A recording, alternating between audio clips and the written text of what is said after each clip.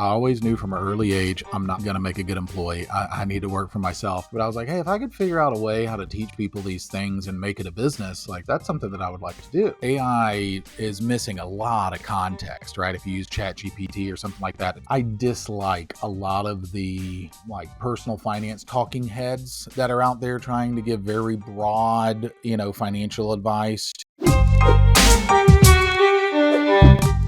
Welcome to Keep Hustling, where we are going past the why to get to the how. I'm your host, the always hustling Aaron Gordon, aka NY Risk Advisor, aka Mr. Keep Hustling. In this podcast, we will be diving deep into the professional and personal successes of our guests to find out how they hustled through the most difficult times in their life and their development to achieve the success they've gotten to today. So buckle up for what hopes to be an amazing ride. And of course, now and always, keep hustling. Welcome to Keep Hustling with my guest, Andrew Martin. Andrew, thank you so much for being here. Man, my pleasure. Thank you for having me. You know, I start every episode with a little snippet about our guest. So I'll just tell everyone, I specifically didn't wear my NY Risk hat today because I felt it would be disrespectful to Andrew, who has been through a traumatic event. Where he is in Pensacola, Florida. They had like a few centimeters, maybe even an inch of snow. Had to cancel our original recording, hunkered down.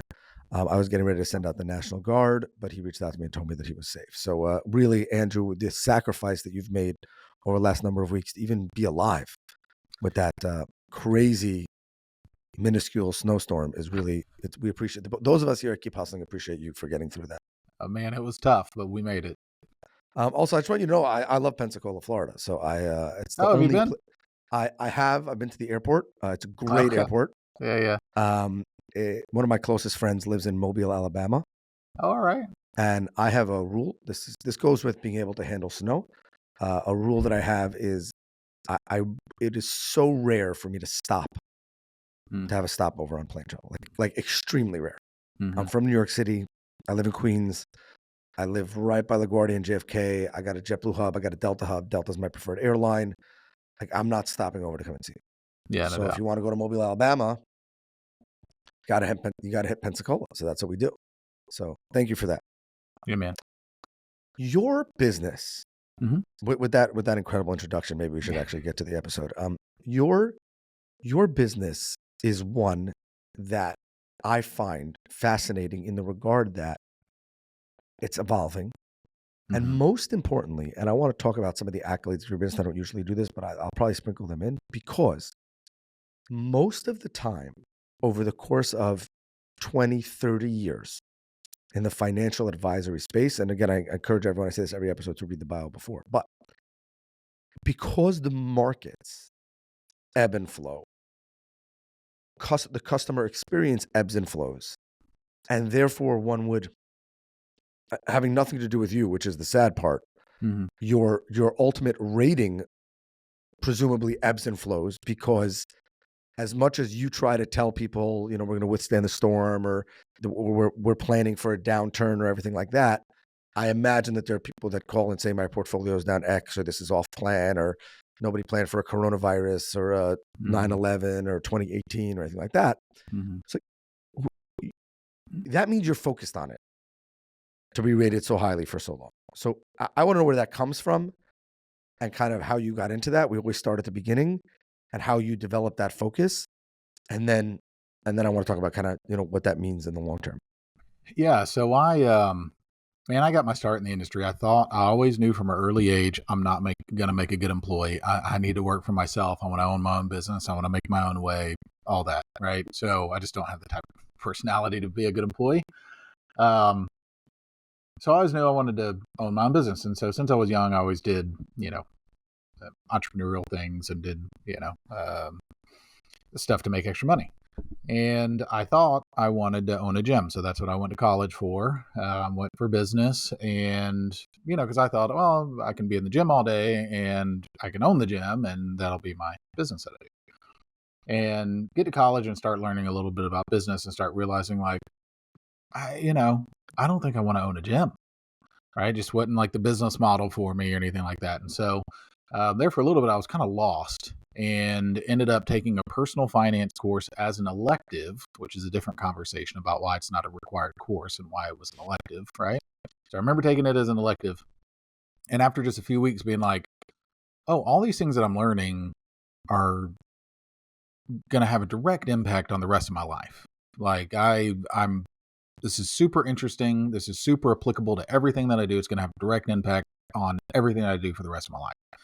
And so I really got incredibly interested in it and started kind of having the thoughts of like, well, why is this, since this applies to everybody, why is this the first time I'm hearing about all of this? Why is this an elective and not a required course? Started, talking to some of the other students and realizing that they all felt the same way. Started talking to my parents about some of the stuff we were learning and realized that they didn't know most of the things that we were learning, and talked to other adults and they didn't know a lot of the things. And I was like, oh, this is a problem, right? Like people just don't know how, this stuff works, even though it has a direct impact on everything money affects just about everything, right? Touches just about everything. And so that was what sparked like, all right, well, at that stage, I didn't really know what it looked like to get into the industry. But I was like, hey, if I could figure out a way how to teach people these things and make it a business, like that's something that I would like to do. And started kind of poking around at what it would look like to the different avenues you can get in this industry. And ended up, wanting to focus on what we focus on now, which is more of the financial planning, not necessarily. So a lot of people, I think, when they think about this industry, just think about investing, which is certainly a part of it. And I think a lot of the reason a lot of people think that is because the majority of the industry, 90 something percent of the people in the industry, the financial advisors or what have you, that's pretty much all that they do is just, give me some money to invest for you and I'll invest it for you. And there's not a lot of other teaching and education and planning and it's not well rounded in my view. So the way that we run our practice is to be kind of the all encompassing financial planning, everything from investments to taxes to insurances to a big part of what we do is business planning. But the point is that it's more about diving deep into things and understanding why we're making the decisions that we're making. And so to your point about the ebbs and flows of the markets and people's reactions to it, I will never forget. I do a lot of reading and researching, and I will never forget a study that I read. And I can't remember the name of the study. This was years ago, but I'll never forget. They followed these groups of people, and it was thousands of people. Half the people had a portfolio of 100% stocks, and half the people had a portfolio of 50% stocks, 50% bonds. And then this was over like a multi-decade, 20, 30-year period of time. The people with a 100% stock portfolio had a much higher return than the people with a 50-50 portfolio because it's more conservative. But the people with a 100% portfolio, even though they had a much higher overall return, reported a much lower satisfaction rate with their financial advisor because of the ups and downs, right? Because of the volatility. The people with the 50-50 portfolio, even though they realized a much lower overall return, reported a much higher satisfaction rate with their financial advisor because it was a smoother ride. So it's just, the psychology is so interesting to me. I want to get back to the psychology because I think you touched on something that is super important in all advisory spaces, but particularly now. So my first question is, do you think that with the internet, social media, access to information, which obviously I think in your business especially, but you've seen that evolution, is it better now than when you graduated college? Meaning there is still no personal finance requirement in every major university, which is, I agree with you, it's absolutely insane. I actually think that with don't shake the baby after a baby's born, like the video they make you watch in the hospital, like there should be a requirement that every parent comes back to 10 years later and starts teaching their kids about, putting pennies away or the basics. I mean, we have a joke. Sorry about that. We have a joke in my family. Whenever my kids have a candy, or a treat. So they pay me taxes. Dad So tax.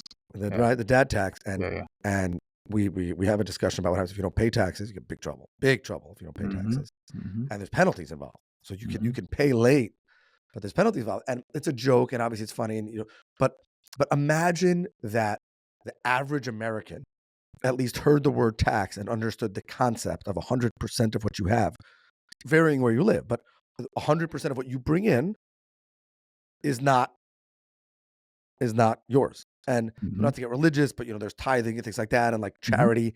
And as the country moves to the less religion or the less focus on that, and less focused on family, which is really terrible. It's like, where does this come from? But that was my soapbox with your soapbox about basic financial literacy. But is it harder now that a lot of people have misinformation versus ignorance? And I think that's, and I see that in my field. And personally, I would rather them actually have misinformation than being totally ignorant, because I find that it's easier to bunk a myth, like telling them, like, this is absolutely insane. Like, you can't get there's 15 minutes in my business. 15 minutes doesn't actually save you 15% in the long run. But at least they've heard of the term insurance. If they've heard of what we're talking about. Right. Right. I don't know. There's so many more scams out there. So maybe it's worse to have more information. But how do you feel about the ignorance versus, TikTok finance? It is very strange, because I will have people show me, some sort of TikTok or YouTube thing and be like, oh, what do you think about this? And it is strange. And so I think it goes back to, there's all sorts of, again, I kind of nerd out on this stuff and do a lot of reading to make myself better, but also just because I'm interested in it. About all of the psychological, all of the biases, right, that we can have that interfere, particularly as it pertains to financial planning or investing or any of that, the decisions we make, right? So we do live in the information age. Have you ever heard of the Dunning-Kruger effect? No. All right. So the Dunning-Kruger effect is essentially, the less we know about something, the more we think we know about something. Exactly. Right. So like you learn about something and you're like, oh my God, I'm an expert in this. And then you do some more reading and you're like, oh my God, I know nothing about this. Right. Like, the more you actually learn about it, the more you realize, like, wow, I am just scratching the surface. There's so much more to know. So the problem with the information age and the ability to find all of this information out here is being able to, like, if you Google something or any of that, it's going to show you what you're searching for.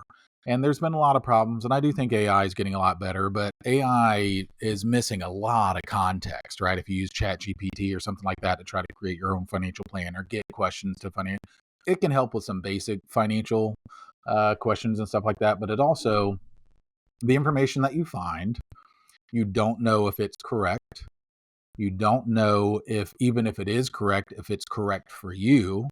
And then even if it is correct for you, you don't know if it's the most correct for you, right? It's kind of like taking those tests and it's like, all of these questions are correct. Which one is most correct? Right. And But I would say, and I'm not, again, you're the professional, but I would say the third is the last is the least problematic. Meaning, if every single person in America knew that an idea was a good idea, a plan, had a plan. Let's look, knew what a plan was and had a plan. And even if please jump in and correct me if I'm wrong, but even if 85% of those were the second best option, I feel like we'd be in a better place. Every person would be in a better place. You know what I'm saying? So I hear you. The best option at this point, it's like, and the irony of the social media thing, I don't want to spend too much time on this, but like, the irony of the social media thing is the people who have the most followers usually don't have the best advice. And it's like, even the facts. Like, I'm totally fine if I'm going to consume, or someone is going to consume insurance. They want to learn about insurance. Ask ChatGPT the facts. It will not.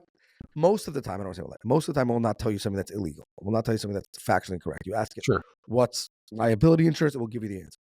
But then, if you want to go on social media, like, why don't you? Not that I should. I mean, I should have millions of followers, but at least listen to someone like me about insurance, and not some influencer that's not in the insurance field, or listen to someone like you about basic financial advice, or what an idea. Again, even if your idea, because you don't know me, is not the best idea, but a basic idea of how much you should be saving and what you should be looking at, and things like that.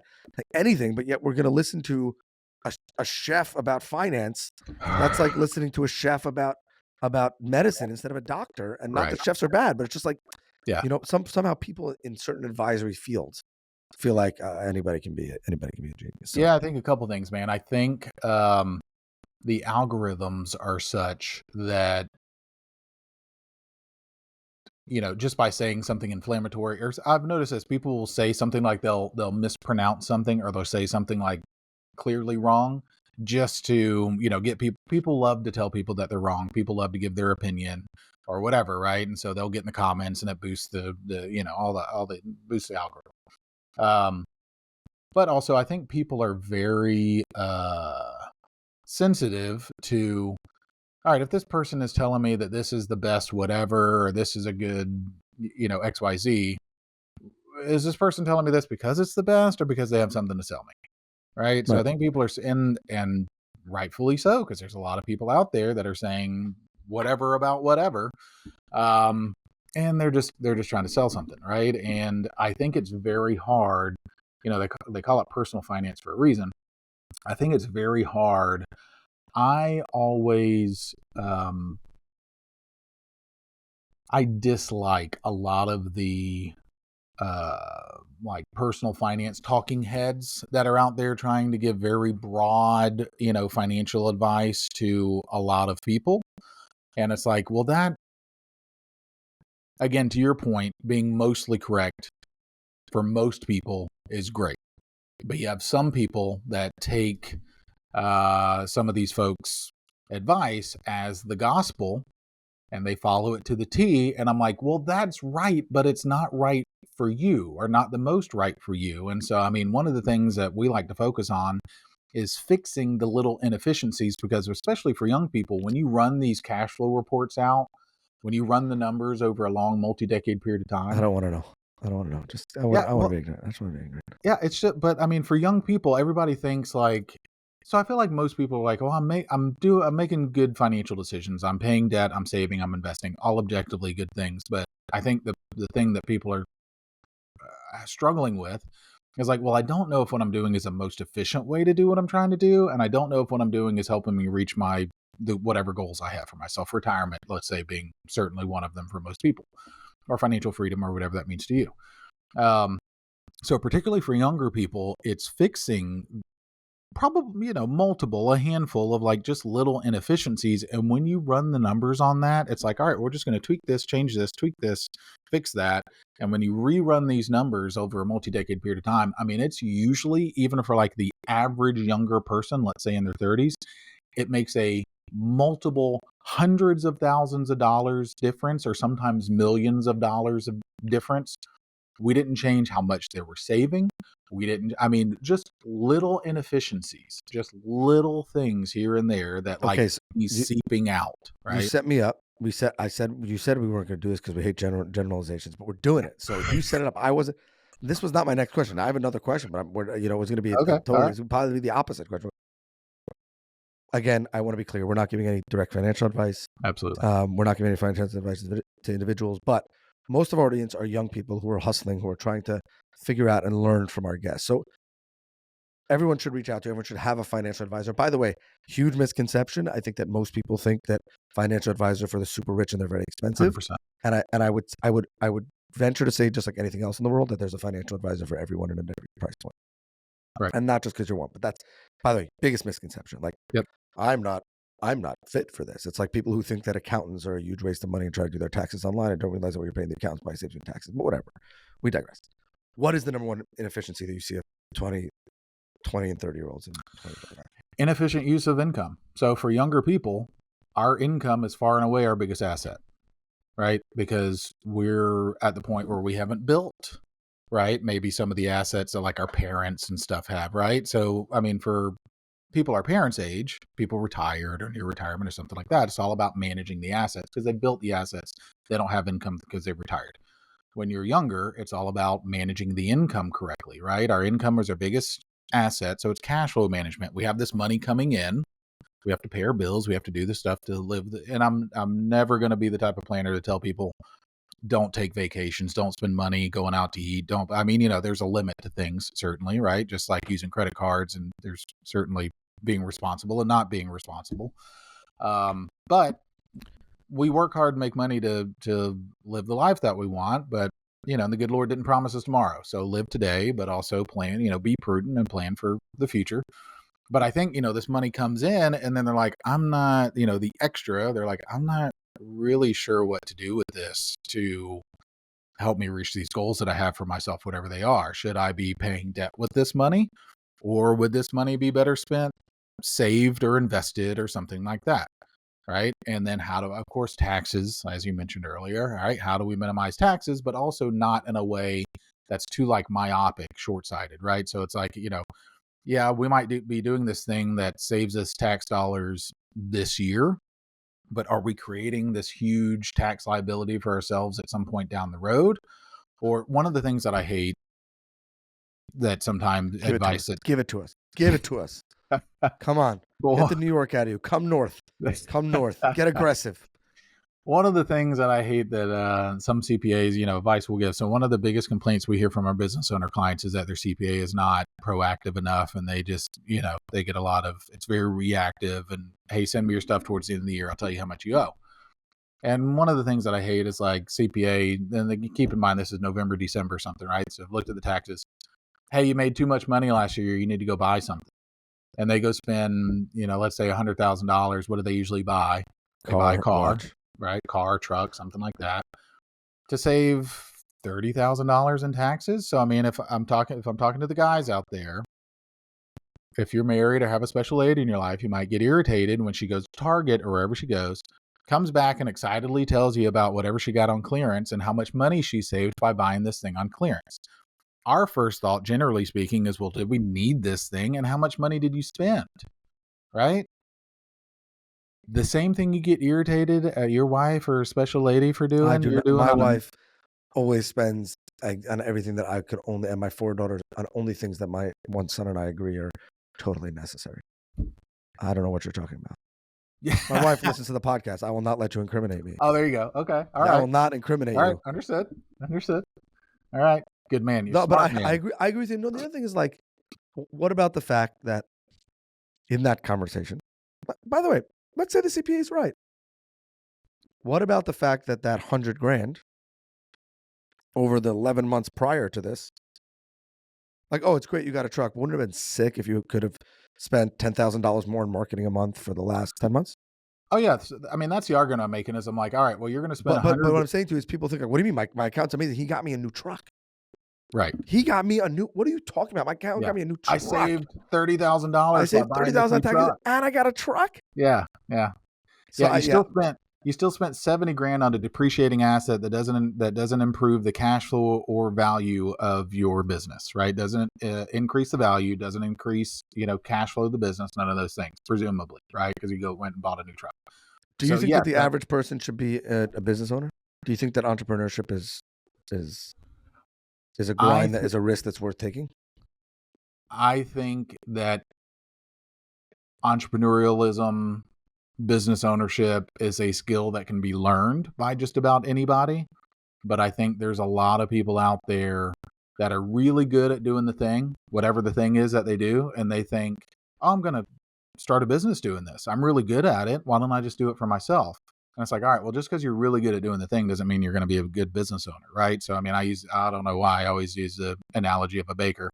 I'm like, all right, if you were the best baker in the world, but you don't know anything about owning a business, you shouldn't open a bakery. You'd be better off being a really great business owner, not knowing how to bake a cake or not knowing anything about bakery, and opening a bakery, right? Because you can always hire somebody to do the baking, but if you understand business, right?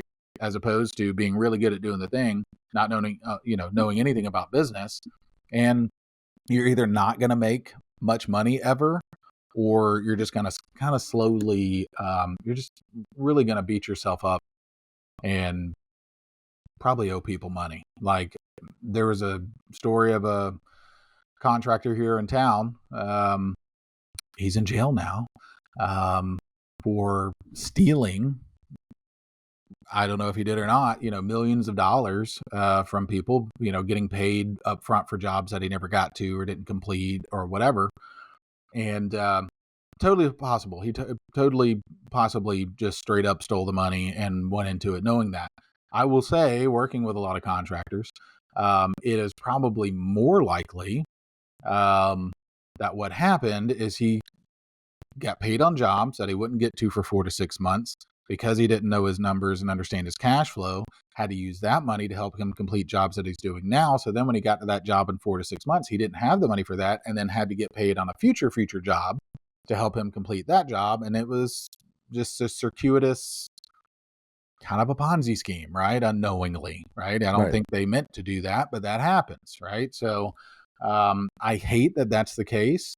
And like I said, he's in jail now and he'll probably be there for a long time. I don't know. But I think there's a lot of business owners that, again, just because they don't know how to manage the cash flow, back to, again, what's the biggest mistake that we make? We got money coming in. We don't know how to properly allocate it. Proper allocation of cash flow is, I think, one of the biggest mistakes that I see people make. Because again, it's just inefficiencies. They end up putting into the bank when they should be paying debt with it, or they end up paying debt when they should be investing with it, or whatever, right? There's just there's arbitrage. There's just more efficient ways to do the things that you're trying to do. And those little inefficiencies compounded over a multi-year, multi-decade period of time can either lead to a lot of money lost or a lot of money gained. Do you think that that's also the case for the older generation? Meaning when you look at what the people who did things right and the people who did things, I mean, the people who maximize their income and their savings and their financial freedom and the people who didn't, it basically boils down to a bunch of small decisions or proper planning that they did 30 years before. Taking a look out of it, being employee number 2 at Amazon, or buying a house, and then a developer comes and says they want exactly this location because that's the closest thing for a satellite to their whatever, and here's $1 billion. Besides that. Yeah. So those things certainly happen, right? There is luck involved in a certain number of cases. But I would say, generally speaking, it is kind of the slow, unsexy grind of just making the right decisions over and over and over again, and that compounding, right? So, I mean, Warren Buffett basically says that exact same thing. Right. He's like, you're just making these good small decisions over and over and over again, and they compound, and you end up being rich. And some bad ones, by the way, but those are less painful because you've got 100 correct ones. That's right. Yeah, and there's a lot of people that are looking for the silver bullet.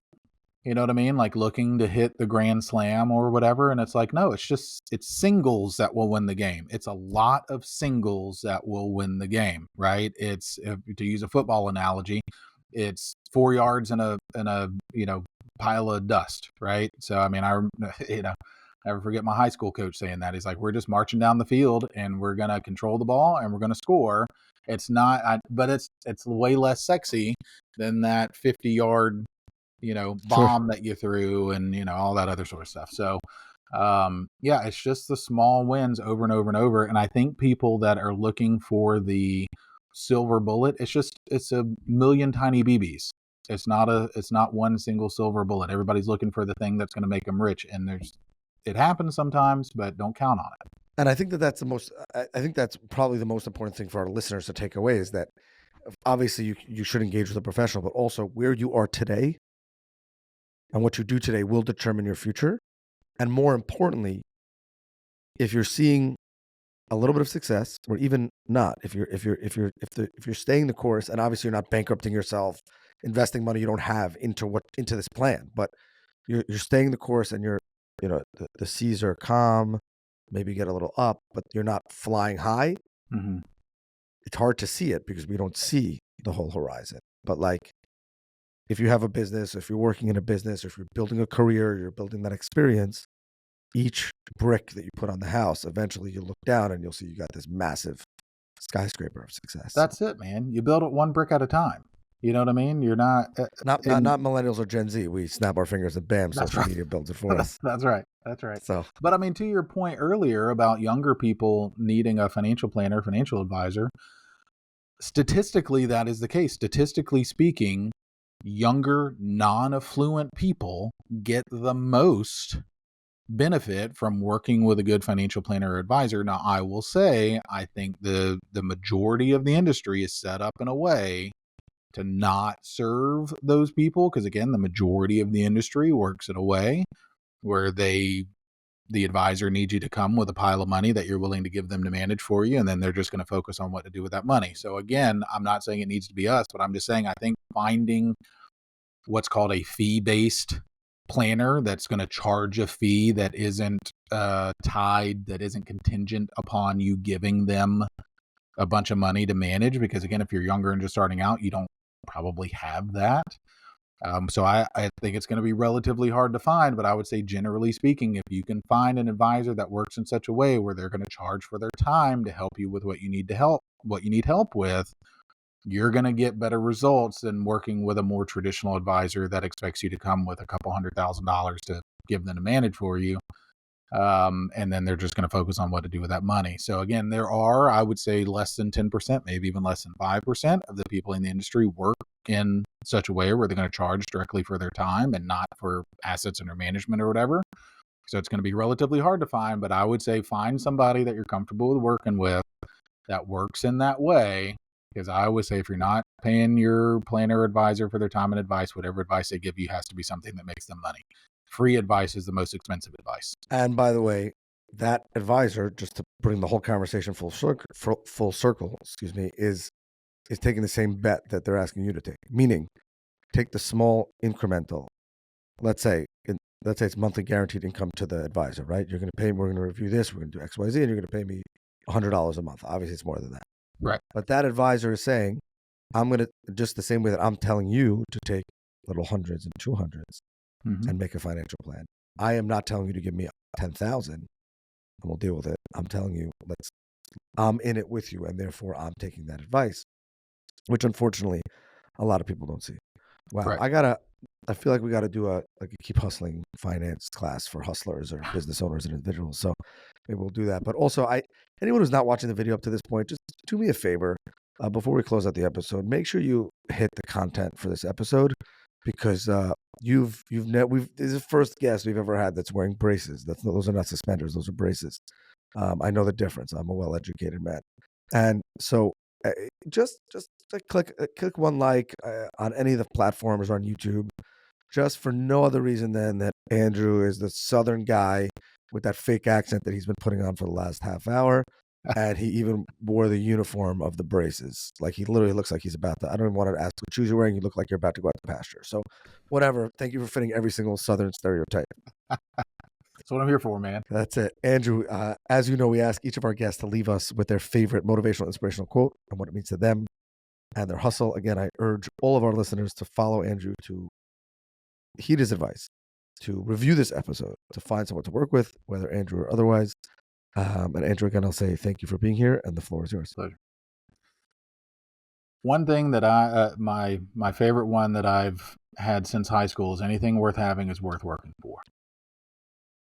Because if it comes easy, it'll leave easy, and it's probably not super valuable, and you appreciate things that you work for, and those are typically the best things. No better way to enter. No better way to enter. No better way to end. I don't know what's going on over here in New York today. It must be something in the air. It's a freezing weather. My brain is frozen. You wouldn't know that. It's like 0 degree wind chill. It's beautiful here. Yeah. There you go. Exactly. Yeah. I see you're literally getting a sunburn while we're talking. That's right. And I'm in a dark room. No better way to end it. This has been another episode of Keep Hustling with my guest, Andrew Martin, all the way from Pensacola, Florida. Thank you so much for being here, Andrew. And remember, to all of our listeners, do well by doing good. And of course, and always, keep hustling. All right, hustlers, that brings us to the end of another fantastic episode. Thank you for listening. Be sure to subscribe to our podcast so you never miss an episode. If you have any suggestions, comments, or even just want to say hello, please feel free to reach out to us on all social media platforms. We are Keep Hustling Pod. Until next time, stay curious, stay hungry, and keep hustling.